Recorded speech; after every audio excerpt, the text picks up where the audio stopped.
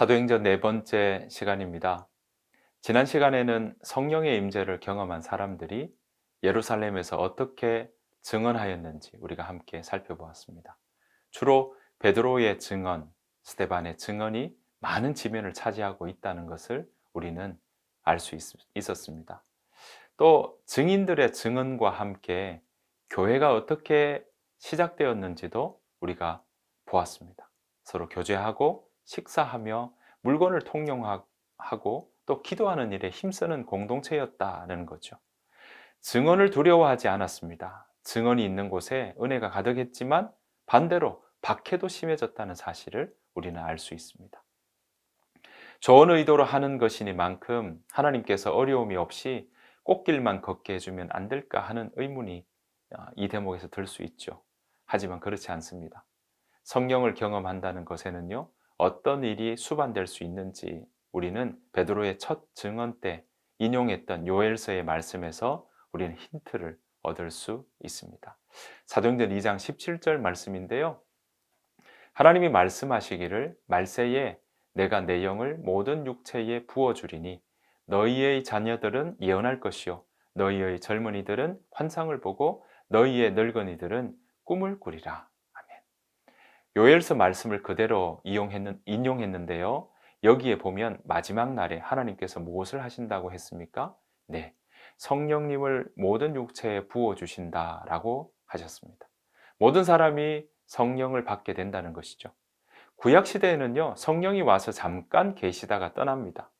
계속 머물러 계시지 않았어요. 그런데 이제는 그들에게 부어지셔서 그들과 함께 하게 될 것이라는 말씀입니다. 성령을 통해 사람들은요, 비전을 가지게 됩니다. 꿈을 꾸게 됩니다. 또 맡겨진 말씀을, 예언을 하게 된다는 것입니다. 마지막 날에 예언자만 하는 것이 아니라 모든 사람이 이런 예언을 하게 될 것이라는 거죠. 그런데 마지막 날에는 이런 일도 일어난다고 이야기를 하고 있어요. 사도행전 2장 19절, 20절 말씀입니다. 또 내가 위로 하늘에서는 기사를, 아래로 땅에서는 징조를 베풀리니 곧 피와 불과 연기로다. 주의 크고 영화로운 날이 이르기 전에 해가 변하여 어두워지고 달이 변하여 피가 되리라. 여러분, 무슨 뜻일까요? 주의 크고 영화로운 날이 마지막에 오게 되는데요. 그 직전에는 환난과 고통이 있다는 것이죠. 하지만 이것이 전부가 아닙니다. 21절 보면 이렇게 나옵니다. 사도행전 2장 21절 말씀입니다. 누구든지 주의 이름을 부르는 자는 구원을 받으리라 하였느니라. 아멘. 네, 그렇습니다. 주님의 이름을 부르면 구원을 얻게 될 것입니다.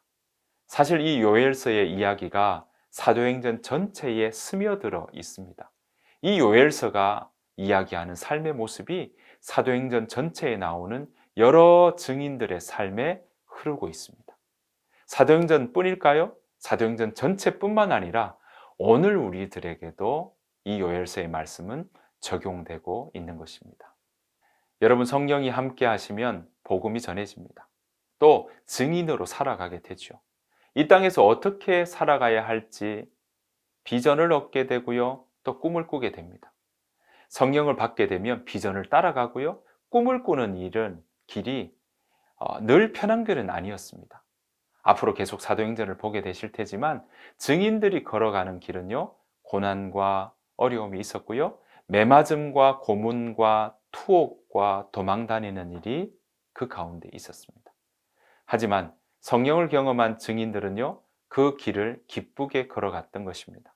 성령께서도 예루살렘 성도들이 흩어진 그 일을 그냥 두시지 않으셨어요. 흩어졌던 그 일을 성령 하나님께서 사용하셨습니다. 신앙의 길을 걸어갈 때면 어려움이 없지 않습니다. 하지만 어려움이 있을 때 주의 이름을 부르고 주님을 정말 의지하고 바라며 견디어 묵묵히 그 길을 걸어가는 자는요, 구원을 얻을 것입니다. 이런 고백과 이런 깊은 은혜가 저와 여러분에게 있기를 바랍니다. 자, 우리가 예루살렘에서 유대와 사마리아로 박해 때문에 흩어졌던 초대교회 성도들, 그 증인들은 어떤 여정을 걸어갔을까요? 자, 오늘 이 시간은요, 지난 시간에 이어서 예루살렘 이후에 유대와 사마리아에서의 증인들의 증언들을 함께 살펴보기를 원합니다. 자, 유대와 사마리아에서의 증언은요, 8장 5절부터 사도행전 12장 25절까지 나옵니다. 여기서도 주목해 보아야 할 증언과 사건들 5가지로 정리해 보았습니다. 자, 첫 번째는요, 빌립의 증언입니다. 두 번째는요, 사울의 회심 사건입니다. 세 번째는요, 베드로의 증언입니다. 네 번째는 시리아라고도 하고요, 수리아라고도 하는 수리아 안디옥 교회가 어떻게 시작되었는지 그 교회의 시작 이야기입니다. 자, 다섯 번째 마지막으로 헤롯의 박해 사건이 이 유대와 사마리아 지역에서 있었던 증인과 사건들의 이야기가 여기에 담겨 있습니다. 자, 그럼 먼저 빌립의 증언부터 함께 들어보겠습니다. 자, 빌립은 어떤 사람이었어요? 7 일꾼 중에 한 사람이었죠. 빌립은요, 유대인으로부터 혼례받던 사마리아로 갔습니다. 사실 신약 시대의 유대인들은요, 사마리아 지역으로는 다니지 않았습니다. 왜냐하면 북이스라엘의 수도가 사마리아여서 북이스라엘 사람들은 사마리아인이라고 불렀거든요. 그런데 북이스라엘 사람들 어땠습니까? 구약의 열왕기 하에서 보는 것처럼 북이스라엘은 아수르에서 멸망했습니다. 이 아수르에서 멸망당하면서 어떻게 됐습니까? 사마리아 사람들은요, 아수르의 혼혈 정책 때문에 피가 섞입니다. 혼혈되었고요. 그 때문에 남유다에 있었던 사람들은 북이스라엘 사람들을 부정하다라고 보았던 것이죠. 자, 그 피가 이어져 왔기 때문에 사람들은 북이스라엘, 다른 말로 이 사마리아 지역에 있던 사람들을 부정하다고 보았고요. 그래서 그 지역 같지 않았던 거죠. 지금도 유대인들은요, 이방 사람들이 옆에 앉으면 벌떡 일어난다고 해요. 자, 지금도 그러는데 2000년 전에는 오죽했겠습니까? 그런데 성령의 그렇게 권능을 받은 사람들은요, 사마리아 땅으로 흩어져서 복음을 전하고 있는 것이죠. 그중 한 사람, 오늘 빌립도 사마리아 지역에 들어가서 귀신을 쫓아내며 병자들을 치유하는 능력을 그렇게 행했습니다. 게다가 예수 그리스도의 복음을 전했고 하나님 나라의 복음이 어떻게 시작되었는지 알려주고 있습니다. 그랬더니 사마리아 성에 어떤 일이 일어났을까요? 그 성에 큰 기쁨이 있더라라고 나옵니다. 이 소식을 예루살렘에 있던 사도들이 전해 들었던 것이죠. 이 기쁜 소식에 예루살렘 교회에서 있었던 베드로와 요한까지 사마리아 땅으로 가게 됩니다. 하지만 오랜 세월 동안 혼합 종교에 물든 사마리아였기 때문에 오해도 발생했습니다. 대표적인 것이 마술사 시몬의 일이었습니다. 베드로와 요한의 기도로 사람들에게 성령이 임하는 것을 보고 이 마술사 시몬은요, 그 능력을 돈 주고 사려고 했던 것이죠. 그런 오해에도 불구하고 하나님 나라의 복음은 멈추지 않았습니다. 계속 확산되어 갔던 것입니다. 사도행전 8장 26절 이후에 보면요, 빌립이 사마리아 땅에서 성령의 인도를 받아서 가사, 지금으로 따지면요, 가자 지구를 이야기합니다. 그 가사로 가게 됩니다. 성령에 이끌려 간 그곳에서 빌립은 에디오피아 여왕인 간다게의 재무 담당 네시에게 복음을 전했습니다. 사실 간다게라는 말은 왕이라는 뜻입니다. 네시는요, 주의 사자가 이사야서를 읽고 있었습니다. 네시는 말씀을 읽고 있었는데 이사야서를 읽고 있었던 거죠. 빌립은 네시에게 말을 걸게 되고 그 일로 인해서 복음을 전했습니다. 복음을 들은 네시는요, 예수님을 영접하고 그 자리에서 빌립에게 세례를 받았습니다. 사실 구약 신명기 23장 1절에 보면 고환이 상했거나 생식기가 잘린 사람들은 이스라엘 총회에 들어올 수 없었습니다. 그런데 오늘 본문에 나오는 사도행전에서는 성령에 이끌려 간 자리에서 이디오피아 간다게 네시였던 사람에게 복음을 전했고 그 네시가 세례를 받는 일이 벌어졌던 것이죠. 여러분, 세례는 어떤 의미입니까? 하나님의 백성이 아닌 사람이 하나님의 백성으로 인정받는 의식 아니겠습니까? 자, 내시는요, 하나님의 백성으로 인정받았던 것이죠. 이렇게 증인이 된 자로서 빌립은 그 발자취를 예루살렘과 유대와 사마리아 지경을 넘어서 이방으로 넓혀 갔던 것입니다. 특히 내시에게 복음을 전한 것은요, 이방인이자 거세된 자에게 복음이 전해졌다라는 획기적인 의미가 담겨 있습니다. 하나님의 은혜가 이제는 모든 사람에게 임했다는 것을 알려주는 상징적인 사건이었습니다. 두 번째로 바울의 회심 사건이 이 유대와 사마리아 사건 중에 나옵니다. 여러분, 사도행전 9장에 보면요, 그리스도인들을 잡아들이는 그 일에 선봉에 섰던 사람이 사울이었습니다. 그런데 예수님을 만나게 되고 회심하게 되죠. 성령께서는요, 교회를 흩어버리고자 했던 이 사울마저 하나님께서 복음을 전하는 일로 사용하셨습니다. 복음 전파를 맡기는커녕 실제로 복음을 전파하는 일에 사도 바울도 사울도 참여하는 꼴이 되어버린 것입니다. 여러분, 사울의 회심은요, 그리스도인을 잡아들이기 위해 다메섹으로 가는 그 길에서 이루어졌습니다. 사울은 하늘로부터 사울아 사울아 내가 어찌하여 나를 핍박하느냐, 나는 내가 핍박하는 박해하는 예수다 라는 음성을 듣게 됩니다. 예수님은 빛으로 나타나셔서 사울에게 임하셨죠. 자, 그랬더니 그리스도인들을 핍박하던 사울에게 있어서 모든 것이 근원적으로 무너지는 충격적인 사건을 경험하게 됩니다. 그리고 그리스도에게로 돌아서게 되는 일생일대의 사건을 사울은 경험하게 되죠. 사울의 회심이 일어날 때 주께서 다메섹에 있던 아나니아에게도 동일하게 나타나셔서요, 주님은 아나니아에게 사울에 대한 정보를 알려주셨습니다. 그리고는 아나니아를 사울에게 보내시게 되죠. 사울은 아나니아의 기도로 다시 볼 수 있게 됩니다. 그리고 곧 세례를 받게 되죠. 사울은 이제 유대교를 떠나서 예수 그리스도를 믿는 교회의 일원이 된 것입니다. 회심한 사울 어땠습니까? 다메섹에 있는 제자들과 며칠 동안 함께 있었습니다.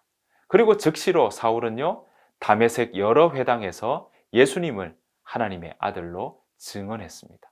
이 일은 다메섹에 사는 유대인들을 굉장히 당혹스럽게 만들었어요. 그의 갑작스러운 변화 때문에 큰 배신감을 느끼게 된 거죠. 그러자 유대인들은 어떻게 할까요? 사울을 죽이려고 공모를 했습니다. 유대인들은요, 사울을 살해하려고 밤낮으로 다메섹 성문을 지켰습니다. 하지만 성령의 도우심이 이곳에서도 있었습니다. 성령의 도우심으로 사울은요, 밤중에 다메섹 성에서 극적으로 탈출하게 되었던 것이죠. 갈라디아서 1장 17절에서 보면 이 일을 구체적으로 설명하고 있습니다. 사울은 회심하고 아라비아로 갔다가 다시 다메섹으로 돌아갔고, 다메섹에서 그를 죽이려는 음모를 피해 도망쳤으며 3년 만에 예루살렘을 방문했다라고 고백하고 있습니다. 자, 이 소식을 들은 예루살렘의 교회 어땠을까요? 난리가 났습니다. 믿을 수가 없는 것이죠. 사울이 회심한 지 3년이나 지났지만 제자들은 여전히 사울을 피했습니다. 이때 바나바가 중재자로 나섰습니다. 바나바는 사울이 어떻게 예수님을 전하게 되었는지를 설명했던 것이죠. 바나바의 중재 덕분에 예루살렘 교회가 사울을 받아들이게 되었던 것입니다. 자, 세 번째로 유대와 사마리아에 있었던 증언. 세 번째는요, 베드로의 증언입니다. 사실 베드로는 예루살렘에서도 많은 증언을 했죠. 예루살렘뿐 아니라 사마리아 지역에서도 복음을 전했습니다. 사도행전 9장 32절부터 11장 18절까지 보면요, 베드로가 사마리아 지역에서 어떻게 복음을 전했는지 나옵니다. 사람이 다 행한 것 같지만 내용 곳곳마다 성령께서 역사하셨다는 사실을 우리는 알 수 있어요. 베드로가 사마리아 지역에서 사역할 때 일어났던 일 3가지로 요약할 수 있는데요. 첫 번째는요, 룻다에서 중풍병에 걸려서 8년 동안 누워 지냈던 애니아라는 사람을 고친 일입니다. 자, 베드로가 또 두 번째 했던 사역은요, 욥바에서 다비다라고도 하고 도로가라고 하는 여제자를 다시 살려내는 기적을 행하게 됩니다. 예수님이 회당장 야이로의 딸을 다시 살리신 것처럼 베드로가 기도하는 가운데 죽은 도로가를 살려내었던 것입니다.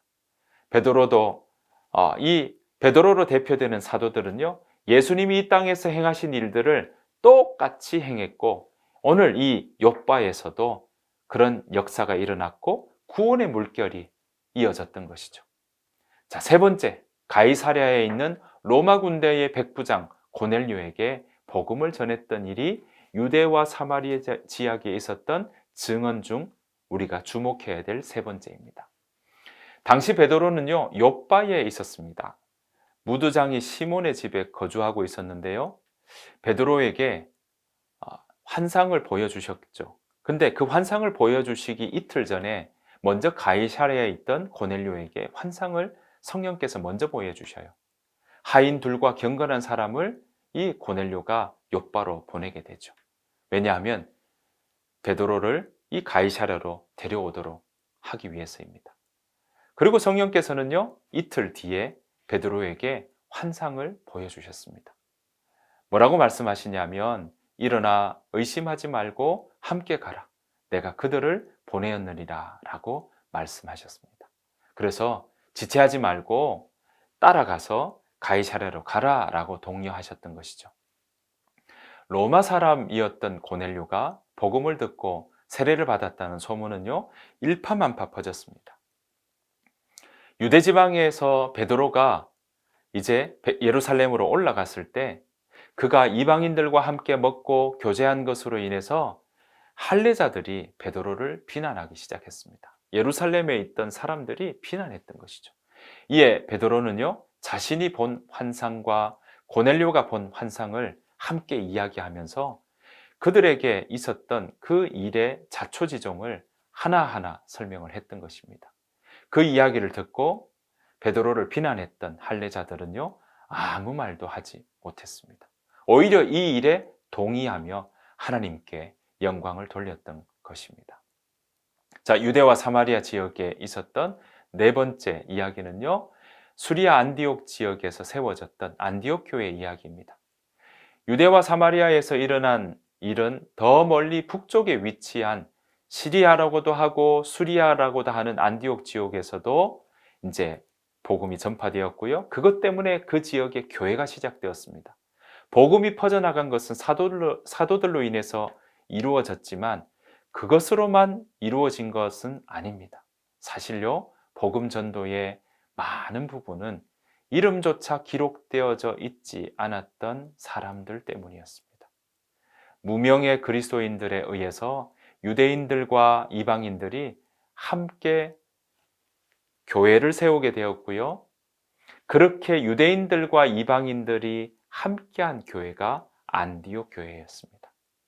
예루살렘 교회는요, 안디옥에 헬라인들 가운데 많은 사람들이 주께로 돌아왔고 또 교회가 세워졌다는 그 소식을 듣게 됩니다. 그 기쁜 소식 때문에 바나바를 파송했습니다.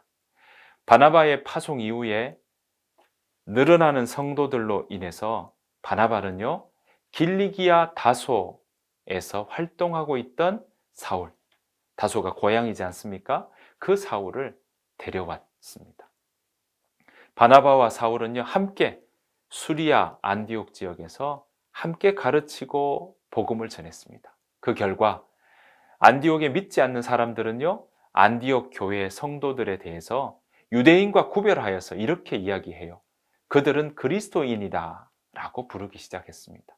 별칭을 그리스도인이라고 부르기 시작했던 것이죠. 후에 안디옥 교회는요, 이제 이방 세계를 향한 선교의 중심 역할을 담당하게 됩니다. 자, 여러분 어떻습니까? 유대와 사마리아 땅으로 복음을 전했던 증인들의 발자취, 그 속에 성령께서 동행하시고 앞서 일하시고 계시다는 사실, 여러분 느껴지시죠? 또한 복음이 유대인에게만 아니라 이방인에게까지 동일하게 적용되고 이방인에게도 동일하게 그런 기적이 일어난다는 사실을 우리는 알 수 있습니다. 자, 마지막으로요. 이 유대와 사마리아에서 일어났던 증언과 사건 중에 헤롯의 박해 사건을 우리는 빼놓을 수 없습니다. 박해는 계속 거세졌어요. 그런데 증인들의 발걸음은요, 결코 흔들리지 않았습니다. 사도행전 12장에 보면 실제로 헤롯 대왕의 손자였던 헤롯 아그리파 1세가 나옵니다. 헤롯 아그리파 1세는요, 유대인들의 호의를 얻기 위해서 교회를 박해했습니다. 특히 요한의 형제 야고보를 처형했고요. 베드로도 죽이려고 잡아와서 감옥에 집어넣기도 했죠. 하지만 복음을 전하는 발걸음은 멈추어지지 않았습니다. 하나님은 베드로가 처형되기로 한 전날 밤에 천사들을 보내셔서 철통 같은 감시 속에 잠들어 있던 베드로를 구출해 내셨습니다. 이 복음은요, 이제 유대와 사마리아를 넘어서 땅끝까지 전해집니다. 자, 땅끝까지 전해지는 이야기는 이제 다음 시간에 이어가도록 하겠습니다. 오늘 강의 여기까지 하겠습니다. 한 주 평안하시고요. 오늘 함께 했던 본문 이야기들, 말씀을 한번 읽어주시면 좋겠습니다. 강의 들어주셔서 감사합니다.